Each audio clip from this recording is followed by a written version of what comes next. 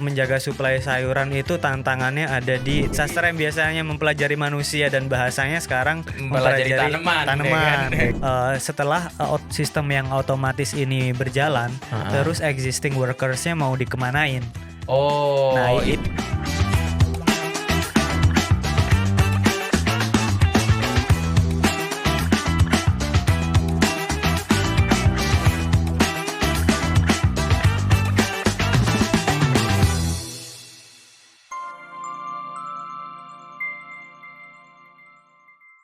Salam talenta muda, balik lagi sama gua Bro Lutfi di Talent Podcast episode ke-13. Beri tepuk tangan untuk teman-teman semuanya. Ya, kali ini kita akan bahas soal agriculture nih. Nah, langsung saja di sini udah datang founder dari Sayuran Pagi, Bro Rudy Kurniawan. Ya, kita beri tepuk tangan untuk Bro Rudy. Gimana? Bro Rudy, kabarnya sehat? Sehat. Jauh nih. Tos jauh. Pak Rudy, kita mau ngobrolin soal bisnis sayuran pagi nih. Kelihatannya kan sayuran pagi ini kan bisnis yang sekarang tuh lagi happening soal green jobs nih Pak Rudy. Nanti kita akan juga mengarah ke sana lah kira-kira gitu. Tapi sebelumnya kita mau tahu dulu nih teman-teman talenta muda, sayuran pagi itu awalnya tahun berapa berdiri, kemudian bikin startup? Bisa dibilang startup atau apa nih, UMKM atau seperti apa nih kalau menurut Pak Rudy? Ya sama aja sih. UMKM kan sebenarnya startup juga UMKM gitu kan. Iya.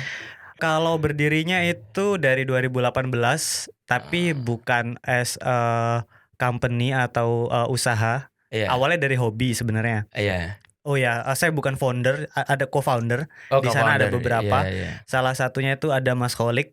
Nah, Mas Kholik ini punya hobi untuk yang hidroponik ini. Ini berarti hidroponik ya? Iya, awalnya itu hobi nanam sayur hidroponik karena mereka basisnya dari Wonosobo kan. Di sana banyak nanam sayur juga sebenarnya. Iya. Nah, awalnya cuma dari hobi, terus dari teman ke teman nyobain sayur, kok enak ya, kok gini. Wah, akhirnya dikembangkan lebih serius. Dikembangkan gitu ya. lebih serius. Bikinnya kecil ya? Iya. Sekitar berapa ini tuh kalau luasan atau 1x3 meter kayaknya itu. 1x3 meter. Awal banget ya? Satu meja.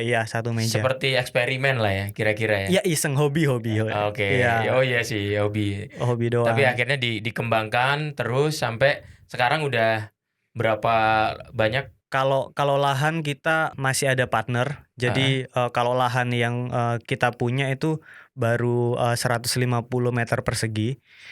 Cuman kalau kesusahan ngebayangin lahan, ya kira-kira kita habis 2-3 ton per bulan lah sayurnya. 2-3 ton per bulan. Dengar-dengar udah supply ke salah satu restoran? Beberapa.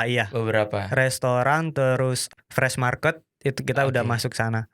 Oh, fresh market tuh berarti untuk dijual ulang lagi ya? Kalau restoran kan untuk dipakai. Iya. Oh, terus jadi kita ada yang ke B2B kayak ke restoran, ke usaha-usaha lain kayak misal jus apa atau yang mereka butuh sayur. Nah, itu kita ke situ yang B2B atau yang ya sebenarnya itu kayak salah satu channel ke supermarket. Kita bisnisnya lebih ke kayak konsinyasi gitu. Kita nitip ke sana gitu kan. Sama yang terakhir itu ada yang segmen retail. Retail itu ya literally orang dari Instagram, dari WhatsApp, mereka bisa pesan ke kita, ke sayuran pagi kayak gitu. Kesulitan apa nih Pak Rudy ketika mengawali usaha ini gitu, sebelum akhirnya supply ke B2B, terus kemudian ke supermarket dan lain-lain itu? Kesulitan awal itu ada di gimana caranya kita menjaga suplai sayuran. Menjaga suplai sayuran itu tantangannya ada di tingkat gagal panen sebenarnya. Nah, karena kita backgroundnya nggak ada yang dari agriculture. Backgroundnya dari mana aja tuh co-foundernya? Saya dari manajemen, ada yang dari matematik, ada yang dari sastra. Kayak gitu. Jadi, sastra yang biasanya mempelajari manusia dan bahasanya sekarang mempelajari tanaman kayak gitu. Sastra tumbuhan mungkin ya. Siapa tahu tumbuhan kasih puisi biar cepat numbuh nih berarti ya kan. Nah, ketika pemasaran sendiri ya, itu tadi kan udah ada supermarket, udah ada B2B ke restoran dan lain sebagainya. Itu challenge ketika kemudian masuk ke restoran, masuk ke supermarket, itu challenge-nya apa ketika mau kerja sama mungkin gitu? Oke, kalau itu challenge-nya mungkin nggak khusus di sayuran pagi, tapi semua bisnis yang awalnya kayak gitu ya Pasti pasti. itu sih Karena ya. kita orang tergolong baru di barang hidroponik, Mm-mm. nah itu ya orang-orang kayak lebih mempertanyakan sustainability. Kita bisa continue nggak untuk bisa supply beberapa jenis sayuran dengan kuantitas tertentu secara rutin. Ah, Nah itu yang lumayan jadi challenge. iya. Akhirnya solusinya apa ya? Kita ketok semua pintu kayak gitu. Oh, ya Kita udah ketok semua kita pintu. coba aja semuanya ya. Ya, Nanti yang berhasil yang mana, ya udah kalau misalnya nggak berhasil kita tambah lagi gitu ya. ya. Soalnya kalau di bisnis yang hidroponik ini bisa dibilang barrier to entry-nya kan nggak seberapa susah ya. Semua Mm-mm. orang bisa nanam hidroponik dengan hasil tanam yang bagus, mereka udah langsung bisa jual gitu kan. Nah, Hmm. dengan bisnis yang kayak gitu ya PR kita harus tetap buka channel marketnya. Marketnya harus terusan dibuka kayak gitu. Ah, Karena bikin bisnisnya gampang, challenge-nya orang lain bisa masuk, market share oh iya bisa iya iya iya. relatively tergerus kayak gitu kan. Jadi kita Ah, harus continue buka pasar harus terus-terusan. konsisten terus ya. Mungkin Iya. itu baru di tujuannya ada anak sastra di situ. Hmm, Untuk nge-package brandingnya juga kan penting ya. iya. Kalau untuk retail nih, retail tuh kan dia harus gimana tuh? Dia akan diantarkan pakai jasa pengantar seperti itu, apa diantarkan sendiri oleh manajemen sayuran pagi apa gimana selama ini Pak Rudi? Kalau selama ini kita masih pakai third party, tapi itu pun kita nggak kerjasama secara resmi, kita hanya pakai produknya mereka kayak gitu. Ya, Oke, ya sebenarnya layanan antar yang instan kayak gitu. oh, Minimal oke. same day, apapun penyedianya, Providernya, providernya itu kita serahkan lagi ke customer. Kan kadang ada customer yang believe same day merek A, same day merek B. oh iya Yang iya. merek A kayaknya enggak deh, sering telat atau sering Heeh, susah jaga barang misal. heeh. Nah itu kita kembalikan ke customer, mereka lebih nyaman pakai same day atau produk pengiriman yang mana kayak gitu. Kalau misalnya saya mau order pengen makan sayur nih, Iya, itu bisa hari ini juga gitu. Misalnya ini kan siang nih, iya. kita order saat ini, kita bisa pesan ke sayuran pagi sekarang juga, Mhm. atau kita harus pre-order kayak hari ini pesannya untuk besok, nanti besoknya lagi pesannya lusa pesannya di besok gitu. Untuk yang sekarang bisa dipesan instan itu dari marketplace, kita baru buka Beberapa marketplace lah ya, di ABC, beberapa ya. marketplace. Kalau mau check out langsung nih, itu bisa kayak gitu. Via marketplace nih. Ya, Via marketplace tuh dia langsung dikirim hari itu juga? Bisa? eee, Apa harus nunggu besoknya gitu? harus nunggu besoknya sih, karena ketika customer pesan ke kita, itu ya langsung kita panen. Oh, Jadi oke. kita bukan harus stok sekian di inventory, kemudian ada Mhm. orang beli kita langsung kirim, tapi begitu ada orang beli kita ambilkan panenannya, habis itu kita proses untuk dikirim kayak gitu. Pas waktu sebelum pengiriman itu memang udah ada handling dari manajemen sendiri ya? Itu Iya, artinya ketika misalnya ada orang order, ya mhm, kan? Ketika ada orang order tuh sebenarnya kan udah dilakukan handling itu kan? iya, Berarti si tanaman ini, si sayuran ini harus, bisa bertahan sampai pengiriman selesai ya?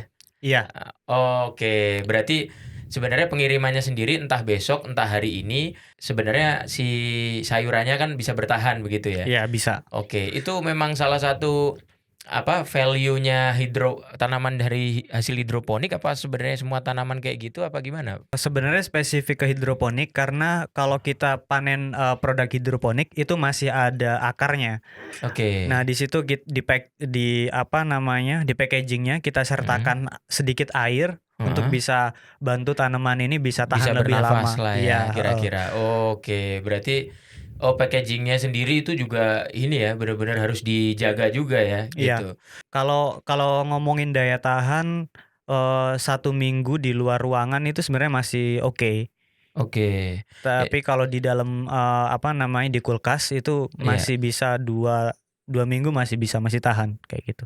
Kalau di kulkas 2 minggu, kalau di luar ruangan 1 minggu. Itu Iya, cukup lama juga ya, iya cukup gitu. lama. Cuman itu berarti memang kalau misalnya sayuran yang bukan dari hidroponik, lebih cepat kali ya?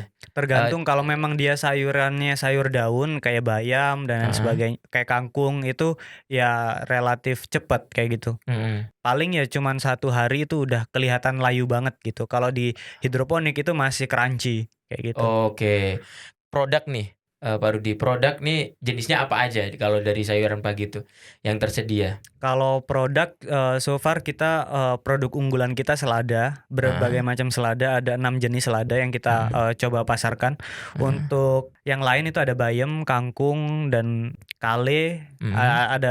ada 16 macam sayur. Ada 16, Ya, ada ada 16 16 macam macam. sayur. Oh, I- itu dari awal sayuran pagi berdiri emang udah 16 gitu apa yang tadinya cuman beberapa aja, satu dua gitu? Tadinya beberapa kayak gitu. Beberapa. Oh, Heeh. mungkin tanaman apa sayuran-sayuran yang memang dibutuhkan sehari-hari aja kali Iya, ya.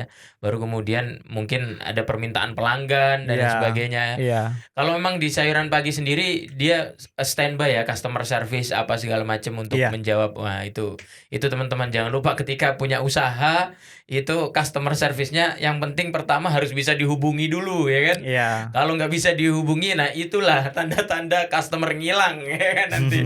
Karena kalau kalau misalnya kita bikin usaha, customernya telat ya mungkin 30 menit atau mungkin 40, 1 jam bahkan gitu. Itu bisa beresiko buat bisnisnya sendiri ya, Iya, baru dia iya. kira-kira ya. Nah, itu teman-teman talenta muda kalau bikin bisnis apapun sih ya, nggak hanya di Apapun. tanaman atau sayuran itu harus diperhatikan itunya. Nah, kenapa nih dalam bisnis agriculture ini kan kind of agriculture lah ya. Iya. Itu dipilihnya sayuran gitu. Kenapa nggak yang lain misalnya jagung apa ada alasan nggak Pak Rudi kenapa nggak milih itu? Kita start di sayuran daunan itu karena life cycle-nya lebih pendek.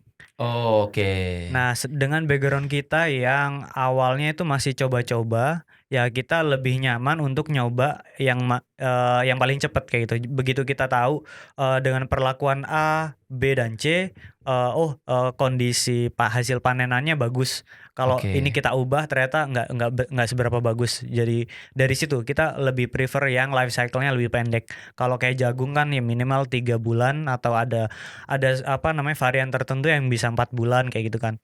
Oh, Kayak oke. gitu. Iya, jadi memang supaya perputarannya juga cepat, ya Iya, kan. Terus tapi itu akhirnya menyita banyak tenaga juga tuh, Pak Rudi ya. Maksudnya dalam arti untuk handling setiap harinya gitu iya, ya. Apalagi ada B2B-nya juga, ada iya. retailnya juga gitu kan, ada supermarketnya juga gitu. Artinya berapa tenaga kerja Pak Rudi yang saat ini ada di sayuran pagi yang di ini yang aktif gitu? Saat ini di sayuran pagi ada sekitar 13 13 ya? orang ya. Oh ya, jadi talenta muda ini sebenarnya tujuan kita bikin podcast tuh jatuhnya Bang. Jadi kita pasti selalu akan menanyakan berapa tenaga kerja yang bisa diserap oleh usaha itu gitu. Oke. Jadi karena itu justru adalah multiplier effect yang diharapkan sebenarnya kan ya. Iya. Jadi dengan adanya usaha tercipta lapangan pekerjaan baru, terus Mhm. kemudian bisa menarik angkatan kerja untuk bisa bekerja begitu. Iya. Dan itu teman-teman talenta muda yang tentunya punya interest di apa dunia usaha gitu ya. Hal ini juga perlu diperhatikan sih karena ini adalah sesuatu yang bisa berkontribusi bagi lingkungan sekitar juga seperti halnya sayuran pagi gitu. Apalagi Iya. kalau tadi dilihat dari backgroundnya kan memang ini karena dari hobi ada beberapa teman yang memang as a community bikin hidroponik dari project eksperimen terus kemudian akhirnya sekarang bisa berhasil menjadi startup yang terus berjalan ya Pak Rudi ya dan Iya. saya dengar-dengar memperluas ini ya lahan tanam di beberapa apa itu namanya cabang atau seperti apa? Untuk sekarang ini kita mau coba lagi menambah produksi sayurnya. Salah Oke. satunya yaitu karena kita produksinya di lahan, kita butuh perluasan lahan kayak gitu. Kita Oke. nyebutnya greenhouse. Satu Heeh. greenhouse itu ya tentatif, tapi kalau di perhitungan kita itu per 1.000 meter persegi kayak gitu. Per 1.000 meter persegi. Iya, Oke, berarti ini karena tadi kan supply-nya ada retail, ada restoran, ada supermarket, pasti kan ini butuh banyak tempat juga ya untuk menanam hidroponik ini. Tapi kalau hidroponik tuh dia bisa double deck gitu nggak, Pak Rudi? Apa? sebenarnya kalau bisa apa enggak itu bisa. Oke. Kayak disusun gitu ya, Iya, iya. Heeh. vertikal. Nah, kalau itu sebenarnya bisa, cuman kita harus bantu Memastikan. bantu apa namanya dengan cahaya tambahan kayak gitu. Oh, dan itu akan makan cost lebih ini lagi ya, cost lebih untuk melakukan penerangan dan lain sebagainya itu Iya, ya? iya, lebih ke Oke, oke. listrik, Berarti konsumsi pertimbangannya lebih listrik. di situ ya, Pak Rudi ya? Iya. Dan Oke. di Indonesia yang menurut kami lahan masih tersedia luas kayak gitu untuk pertanian kayak. Beda Oke. kalau misal di Singapura atau di negara-negara lain yang memang Baru itu merupakan sebuah urgensi gitu ya. nah iya. Oke, oke. Nah, kalau ini nih Pak Rudi, kalau misalnya nih si sayuran pagi ini itu ternyata ada masalah gitu. Misalnya di penjualan Iya. ketika COVID. Nah, ini selalu kita tanyain juga Pak Rudi. Ini Oke, template oke. pertanyaan buat teman-teman pebisnis pasti COVID tuh rata-rata mereka terpengaruh lah bisnisnya gitu. Kalau Iya. di sayuran pagi sendiri gimana tuh Pak Rudi? Kalau waktu COVID itu sebenarnya kita lumayan terdampak Oke. di awal khususnya di B2B sebenarnya. Kalau untuk retail Oh, masih retail aman. masih aman ya. Malah Justru justru justru naik ya. justru naik. Oh, karena orang WFH otomatis ya udah dia pasti akan pesen sayuran untuk dimasak sendiri, lebih prefer seperti itu daripada Iya, masakan jadi kali ya. iya, Karena orang juga pas waktu COVID insecure kali ya baru dia, dan iya.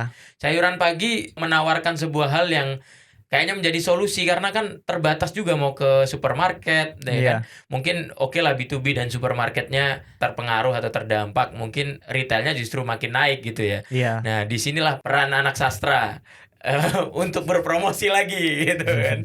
Nah, tapi dengar-dengar nih sayuran pagi, apa yang beda antara sayuran pagi dengan produk hidroponik yang lain nih? Pasti kan ketika membuat sebuah bisnis itu Pak Rudi mempertimbangkan competitive advantage-nya si sayuran pagi dibanding bisnis sejenis yang lain gitu. Apa Eh, tuh Pak Rudi? kalau di sayuran pagi itu kita lebih ke kualitasnya sih. Oke. Karena kalau dibandingkan dengan produk kompetitor kita masih sangat yakin kalau dari segi kualitas itu sayuran pagi ini sayurannya pertama lebih crunchy, lebih Oke. seger. Oke. Karena memang kita panennya langsung ketika ada order atau memang Heeh. misal kita harus ada kirim ke B2B hari apa. Nah, di Mhm. hari itu juga kita panen untuk kita kirim. Jadi kita memastikan bahwa produknya fresh. Mhm. Terus untuk produk yang enggak layak jual itu Mhm. memang kita kesampingkan untuk diolah lagi kayak gitu. Kalau untuk yang memang apa namanya? Jadi kita nomor satunya ada di kualitas itu sih. Quality Kita harus control lah ya, iya, quality control-nya. Kalau untuk teknologi sendiri nih, iya, Pak Rudi, ada nggak implementasi sebuah teknologi apapun itu ya, mungkin iya, IoT atau apa ya, iya. yang dilakukan di sayuran pagi dan apa ya, itu masih jarang ditemukan di hidroponik lain misalnya? Nah, kalau awalnya kan kita pengen produksi sayur untuk bisa jual lagi gitu kan. Mhm. Itu awalnya sayuran pagi, tapi makin ke sini kita paham kalau beberapa problem pertanian itu sifatnya rutinitas. Untuk Oke. hal-hal yang rutinitas ini kita bisa lebih minimalisir lagi nggak ya? Rutinitas tuh yang seperti apa, Pak Rudi? Kalau di hidroponik itu kan kita harus rutin melakukan pengontrolan terhadap nutrisinya. Apakah Oke. itu masih sesuai dengan kebutuhan tanaman apa enggak. Jadi kalau nutrisi di hidroponik itu kita harus menjaga pertama kadar nutrisinya, terus Mhm. kedua volume airnya. Karena Oke. kalau volume air ini penting untuk menjaga suhu di air nutrisi itu karena kita ada di perkotaan kan. Kecuali Mhm. kalau kita nanamnya di daerah yang dataran tinggi. Nah, Perbedaannya apa tuh? Suhu sih ya? suhu ya kita Oke. kita bisa apa namanya memperoleh suhu yang tanaman ini bisa menyerap nutrisinya dengan optimal kayak gitu. Oke, oke. Jadi kalau di daerah tinggi dia lebih bisa bertahan tanpa harus modifikasi gitu ya? Iya. Oh, kalau di daerah rendah harus dimodifikasi dulu baru siap suhu gitu ya? Nah, Kalau itu kan yang tadi dari nutrisi mhm. itu kan sehari kalau kalau kita tingkat produksi ya bukan bukan hidroponik yang tingkat hobi. Mhm. Itu sehari bisa sampai kita nambah 2 3 kali nutrisi.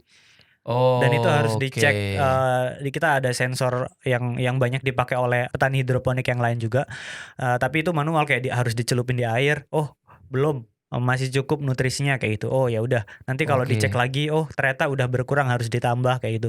Itu baru ngomongin nutrisi sama volume, belum kayak pH itu tingkat keasaman air nutrisi tersebut. Nah, itu kita juga harus kontrol. Kalau terlalu tinggi kita kontrol ke arah yang lebih rendah. Nah, kalau terlalu rendah sebaliknya kita angkat tingkat pH-nya kayak gitu. Tapi artinya misalnya kayak ini kan dia misalnya ada satu meja panjang nih hidroponik Iya. gitu, terus sebelahnya ada meja lagi gitu Iya. ya.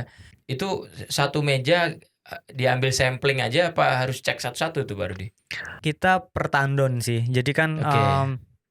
kalau kita itu satu greenhouse pakai 2 tandon, berarti kita harus cek di 2 tandon itu. Berarti 2 Iya. kali aja ceknya kan. Iya. Saya tadi bayanginnya satu-satu nih soalnya. Kalau satu-satu, waduh, PR banget tuh harus ngasih lagi setelah testing kan dia kalau misalnya ada kekurangan nutrisinya pun pH-nya ataupun volume air itu kan dia harus ada tindak lanjut lagi gitu Iya. kan. Nah, itu sih yang memang harus konsisten ya Pak Rudi ya. Dari situ kita kepikiran untuk mengembangkan sisi monitoringnya. Terus kita kepikiran lah yang namanya Lokatani. Lokatani ini sebenarnya satu device IoT yang kita bisa gunakan itu untuk kontrol tanaman kayak gitu. Oke. Jadi dari apa ya, pengalaman dan kebutuhan sih ya. Iya. Untuk ngecek kondisi si sayurannya ini tadi di case hidroponik, terus kemudian ada penciptaan teknologi baru dong ini jatuhnya ya. Sebenarnya bukan satu hal yang baru banget sih ya. Mungkin sudah banyak dilakukan, cuman ini lebih ke dibentuk semacam kayak device gitu yang ada namanya gitu ya. Lokatani by Sayuran Pagi gitu ya. Iya. Nah, ini menarik nih teman-teman. Jadi intervensi teknologi sebenarnya diharapkan untuk memberikan efisiensi gitu kan, atau impact terhadap bisnis kita gitu kan. Nah, sehingga kita secara margin atau profit bisa mendapatkan lebih tinggi dari hasil efisiensi yang kita lakukan via teknologi tadi gitu. Untuk menciptakan device ini berapa lama tuh Pak Rudi? Kalau untuk itu kita bikinnya baru 6 bulan itu udah selesai sih. Cuman challenge-nya adalah kita harus buat device yang memang robust dalam artian robust itu kokoh. Oke. Nah, kan alatnya ini mau ditaruh di kebunnya itu ya kalau di perkotaan itu masih oke, tapi kalau ini ada di daerah yang lumayan susah untuk terjangkau, nah kita harus bisa memastikan umur pakai device-nya, gimana cara feeding data ke server kita. Gimana caranya kalau kita ada di satu lokasi yang tidak terjangkau internet. Nah, berarti ini emang harus ada internetnya ya karena emang IoT ya. Iya. Jadi nah, kalau nggak ada internet kita mau aksesnya kayak gimana? Nah, itu kita coba cari solusi di sana juga. Kayak gitu. Tapi itu kind of another challenge lah Pak Rudi ya. Sebenarnya challenge utamanya udah terjawab sih ini ya. Cuman ya udah itu butuh internet aja gitu. Tapi kalau misalnya bisa digunakan di tempat misalnya pegunungan yang kadang sinyal aja susah gitu ya. Nah, itu lebih mungkin next levelnya si device Lokatani ini mungkin gitu ya. Ya itu teman-teman. Jadi tim Sayuran Pagi ini ternyata tidak hanya nanam sayur aja di Sayuran Pagi, tapi juga membuat satu device IoT yang juga digunakan untuk membantu usaha dari Sayuran Pagi ini supaya lebih optimal lagi lah secara produksi begitu ya, dan lebih efisien lagi secara cost gitu ya. Dan dinamakan Lokatani ini sebenarnya common, cuman mungkin dikasih brand juga oleh Sayuran Pagi bernama Lokatani, bahkan sampai memikirkan next levelnya ya, kalau misalnya nggak ada sinyal internet, komunikasi dengan servernya seperti apa gitu ya. Karena ini kind of IoT teman-teman. Jadi ini sebenarnya inovasi seperti ini justru semakin dibutuhkan tuh. Kayak misalnya contohnya Talent Hub nih Pak Rudi. Jadi Talent Hub ini kan pekerjaan utamanya sebenarnya adalah untuk mengcapture apa yang disebut dengan future jobs gitu, atau pekerjaan-pekerjaan masa depan. Dan kenapa kita undang Sayuran Pagi saat ini itu juga karena kita mikir Sayuran Pagi ini green industry nih kind of gitu. Jadi sehingga ini juga merupakan pekerjaan masa depan, yang pekerjaan masa depan itu kan pasti akan mempertimbangkan environment, terus kemudian impact to the society-nya, terus kemudian efisiensi cost-nya dan sustainability-nya gitu ya. Dan hal-hal ini semua tuh yang sebenarnya ingin di-capture oleh Talent Hub di sini, Kementerian Ketenagakerjaan, untuk memberikan gambaran bahwasanya government masa depan itu adalah government yang berbeda dengan masa lalu gitu. Bagaimana government itu harus benar-benar by data, terus kemudian memang itu adalah sebuah real problems, kemudian ada real solutionnya, menciptakan real inovasinya, gitu kan, sehingga ke depan itu ketika misalnya kita menghadapi satu ketidakpastian global dalam hal pekerjaan-pekerjaan masa depan itu, kita udah ready gitu. Iya. Kayak gitu kan. Dan sebenarnya cukup banyak juga pertanyaan ke saya khususnya karena saya sebelumnya kan data scientist kan. Nah, saya melakukan beberapa hal yang justru tujuannya adalah otomasi, yang mana itu jadi pertanyaan banyak orang setelah sistem yang otomatis ini berjalan, terus existing workers-nya mau dikemanain. Oh, Nah, itu yang adalah itu challenge-nya ya justru ya. Karena itu nanti akan berpengaruh kepada orang-orang yang bekerja ya. Iya. Jadi iklim pekerjaan ini berbeda gitu. Iya. Ini memang menarik Pak Rudi karena memang kalau kita pelajari dari risetnya McKinsey sendiri itu yang ada sekian juta pekerjaan yang akan hilang dan sekian juta pekerjaan akan muncul, artinya intervensi robotik dan otomasi di situ kan sangat masif gitu. Nah, ini menarik nih teman-teman. Jadi dari Sayuran Pagi kita mau wawancara lebih dalam sosok Rudi Kurniawannya nih. Nah, ini sebelum di Sayuran Pagi nih ngomong-ngomong tadi kan disebutkan data science juga. Itu sebelum di Sayuran Pagi Pak Rudi pernah in charge atau bekerja di mana aja gitu? Kalau sebelum di Sayuran Pagi ini saya ada di namanya ULA. Di ULA? Iya. Startup SME ya itu ya? ULA itu ya, dia lebih ke distribution channel. As a data scientist? Iya. Oke, sebelumnya? Sebelumnya di Payfast juga sama, data scientist juga di sana. Oke, berarti Pak Rudi ini sebenarnya adalah seorang data scientist teman-teman. Beri tepuk tangan dulu buat Pak Rudi. Jadi Pak Rudi ini data scientist yang kemudian terjun di green industry gitu ya. Jadi makanya tadi saya sempat agak curiga tuh ketika muncul sebuah device yang ada namanya, terus kemudian dengan itu menurut saya deep dive juga loh pembahasan tentang IoT ini tadi gitu. Sehingga menarik nih untuk dikulik lagi, ternyata sosok Bro Rudi Kurniawan ini adalah data scientist teman-teman. Jadi sebelum di Sayuran Pagi di as a data scientist juga di sebuah startup yang mungkin sekarang ini udah mature ya. Kalau dilihat-lihat, kalau teman-teman tahu investasinya juga terakhir ULA dapat investasi dari mana Pak Rudi? Backingan dari visinya itu sangat besar sih. Dia dari Sequoia ada. Terus Sequoia. Kalau nggak salah kemarin Amazon ya. Amazon teman-teman. Jadi ini menjadi salah satu-satunya startup UMKM Indonesia yang diinvest oleh ini ya, Amazon ya. Kalau tidak salah saya agak lupa sih. Itu karena sempat beberapa waktu lalu di beberapa portal seperti Tech in Asia ataupun Daily Social tuh sempat naik banget tuh. Ini juga menarik perhatian teman-teman, ternyata data scientist-nya ada di sini gitu ya. Dulu kan sekarang sudah menggeluti industri yang lain. Sebenarnya priority pembahasan kita itu juga kalau di Talent Hub itu ada 5 juga Pak Rudi. Jadi ada digital industry, creative industry, game industry, terus green industry yang seperti Sayuran Pagi kan berarti sama SME.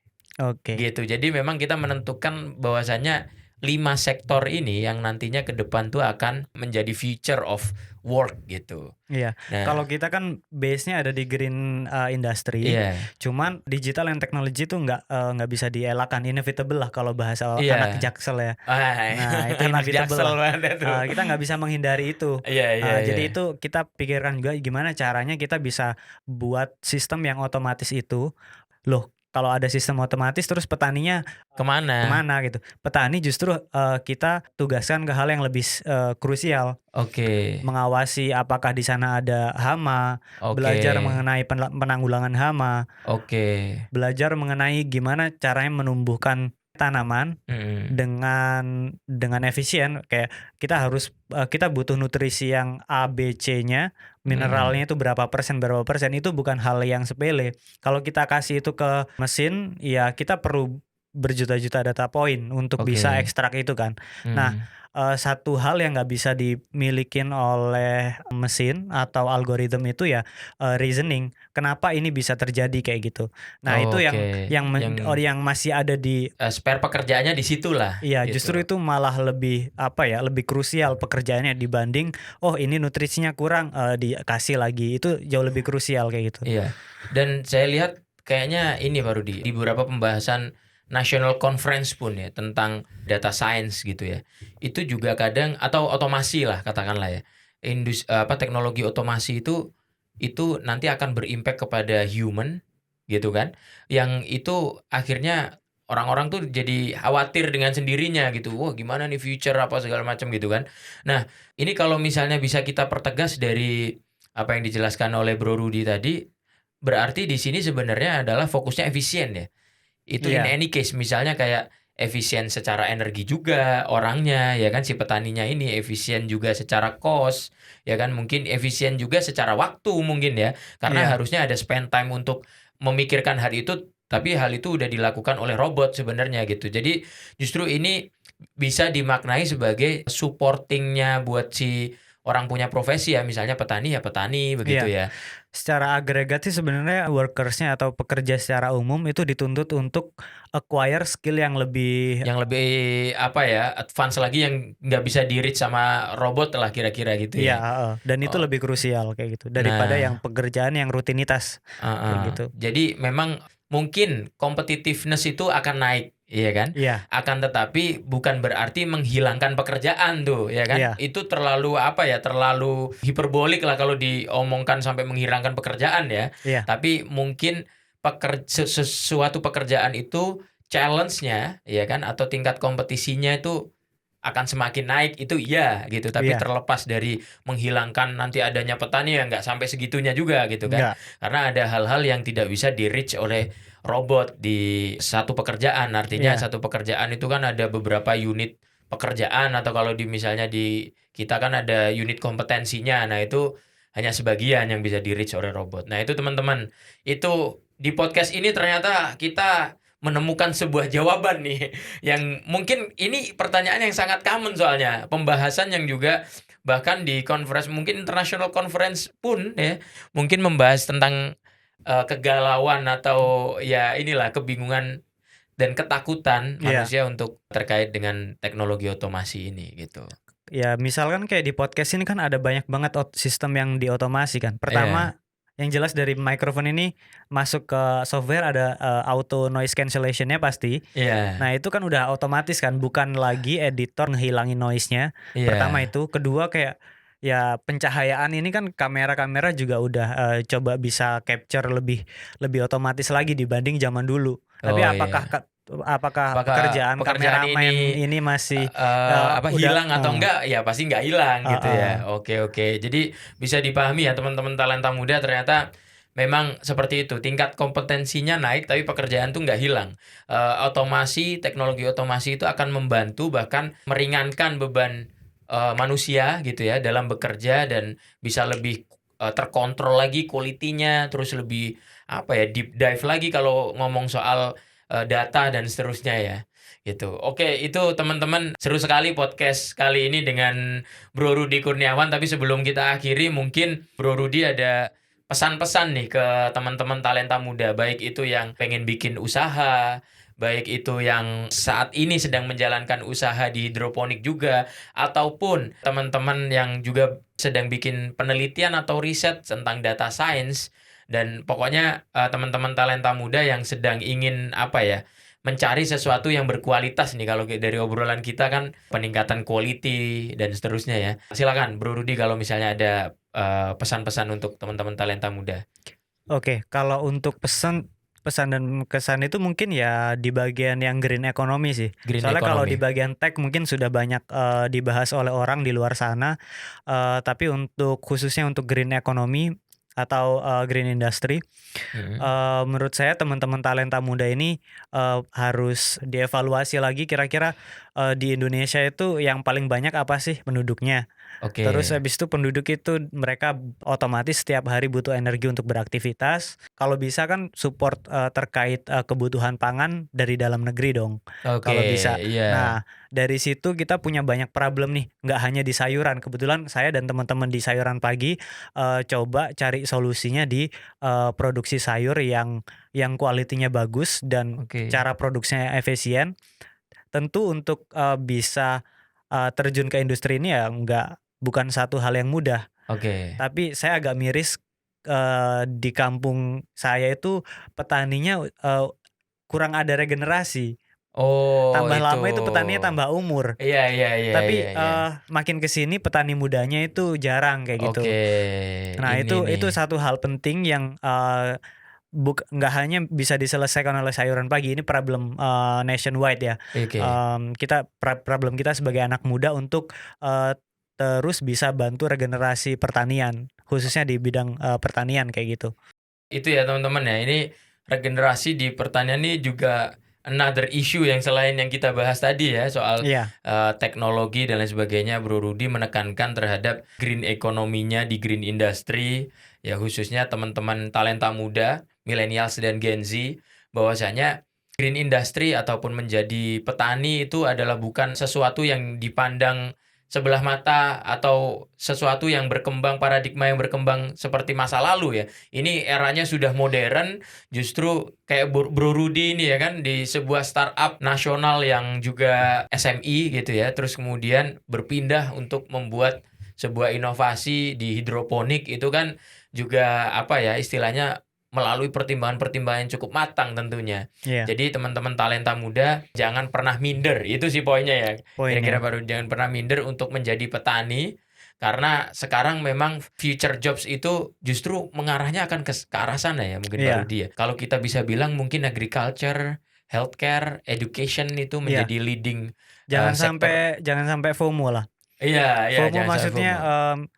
kita bisa investasi di green economy ini Ah, mulai dari sekarang. Mungkin ya panennya nggak sekarang. nggak Tentu sekarang. Oh, kita artinya ini harus. benar-benar plan yang jangka panjang banget. Iya, iya, Gitu ya. Jadi sustainability-nya dijaga dan kesabarannya juga harus dijaga, iya, terutama konsistensinya gitu kan. Nah, itu tadi harus ngecek itu ya, baru dia di setiap tandon untuk ngecek pH, ngecek nutrisi, iya. kadar air dan seterusnya ya. Tapi sekarang udah dilakukan Otomasi, sama Lokatani. Lokatani. Nah, itu teman-teman. Jadi ini komplit lah sebenarnya, secara tech dapat, secara efisiensi ekonomi juga tadi udah kita bahas, dan secara pesan intinya adalah millennials dan Gen Z harus terjun untuk produksi pangan lah ya, secara umum pangan gitu.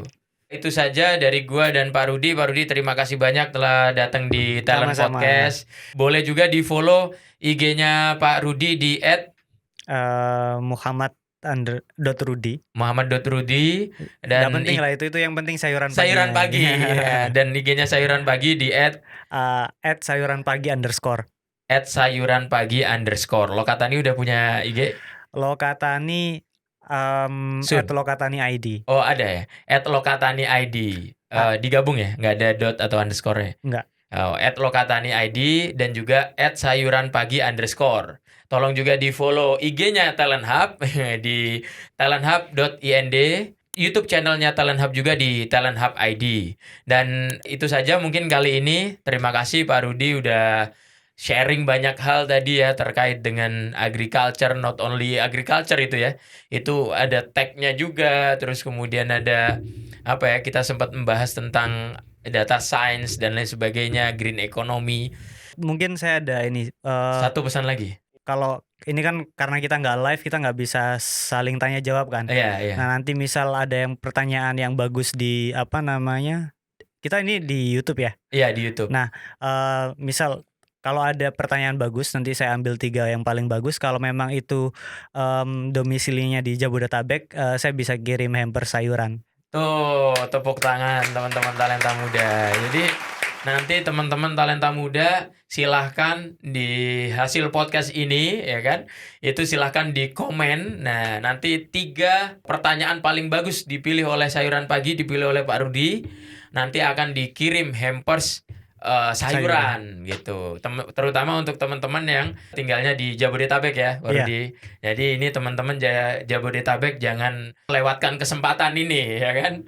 Dan terima kasih banyak buat Sayuran Pagi dan Pak Rudi, kita beri tepuk tangan sekali lagi udah mau kasih hadiah buat teman-teman talenta muda. Dari saya terima kasih teman-teman talenta muda, sampai jumpa di Talent Podcast berikutnya. Gua Bro Lutfi pamit undur diri dan salam talenta muda.